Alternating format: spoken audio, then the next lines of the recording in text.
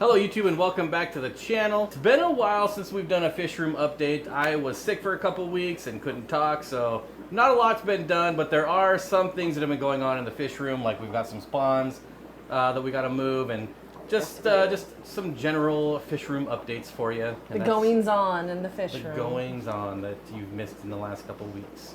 So let's just get right to it. So the first thing I want to show you is this fry rack that is in construction, and yeah, I need some trim on there too, don't worry about that. We're talking about the fry racks. These are just 2.5 gallon tanks, and I'm going to be taking down and redoing this entire rack.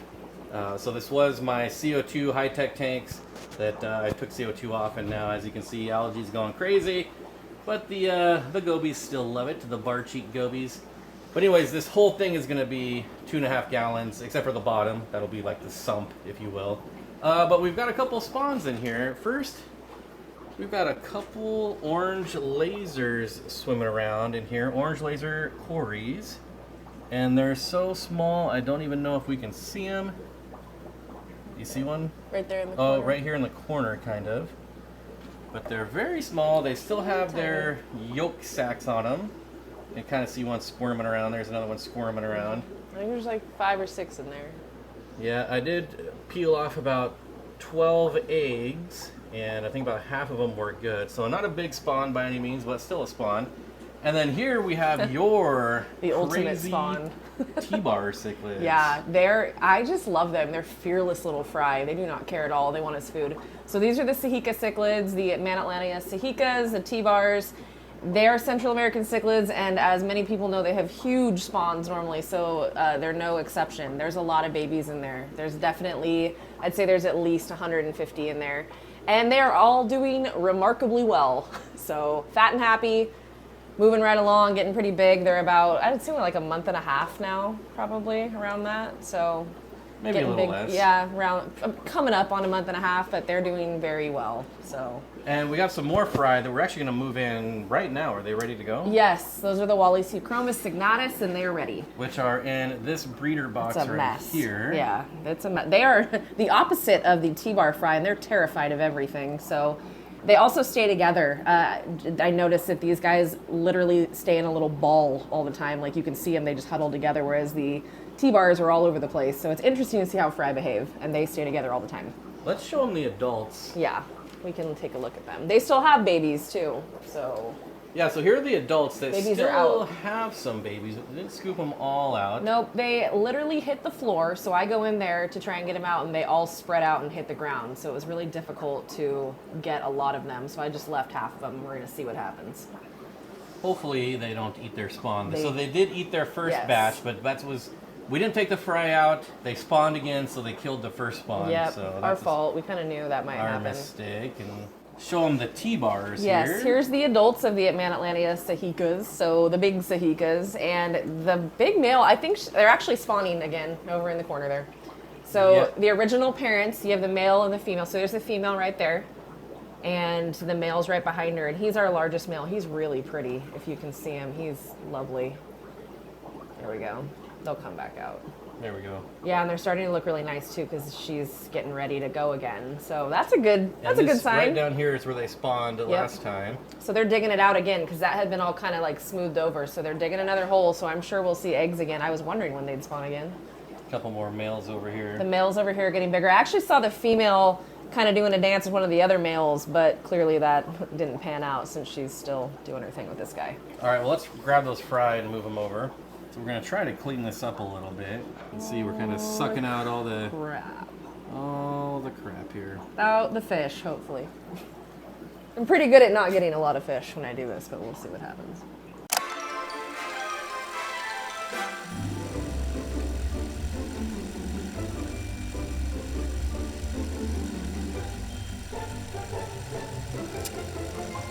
All right, so we just netted them out. Now we're going to put them in here. Be free, little guys. Oh boy, look at all of them.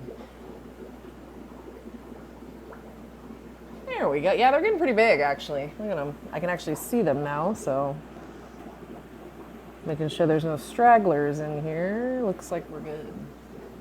Yeah, so they're about the same size as the T-bar fry. They probably have been around for about the same amount of time. Now we've been raising these without any live foods. Just been doing rapashi in powder form. So we just take like a cup here and it's this easy. Yep, they love it. And that's... And these guys, yep, they'll go nuts for it. I crumble up bug bites too, and they do great on those, so. What else works well that we've been doing is the Hikari Massivore pellets, just dropping the pellet in here and they just pick on it all day long. Yep. It's not wanting to focus on anything now. There we go. Yeah, I think the rapashi is probably the staple. I'd say we use that more than anything, and they love it. And look how well they're doing. I mean, the proof is in the pudding with this. Like, look at those fry. Those are healthy, happy fry with full bellies. And they're still going to eat, though, of course. And I'm not against live food at all. No. It's just there's an easy way. Yes. And there's an easier way. An easier way. And don't get me wrong, we're going to get into live foods as we continue to spawn more fish. And we got our brine shrimp hatcheries that we got to set up.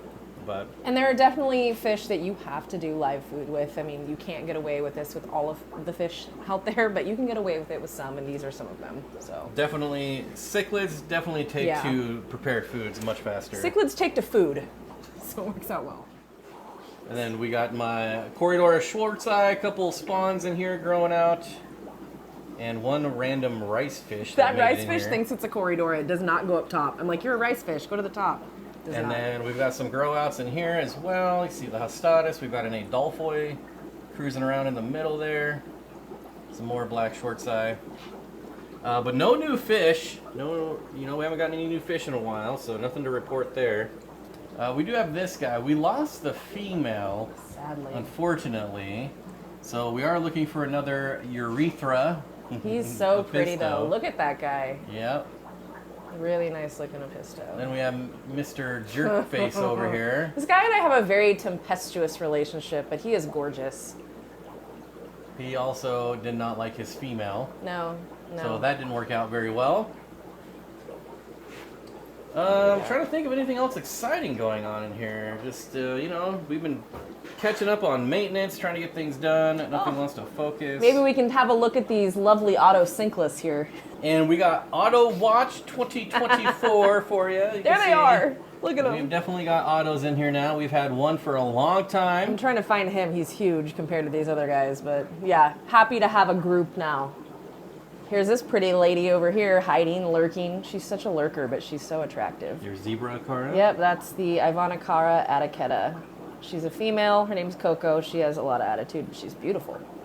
Pike cichlids doing really well. Yep, they're getting nice and big, and I think I've seen some pairing activity from some, so I'm pretty happy about that. There's a female right there. She's a really pretty one.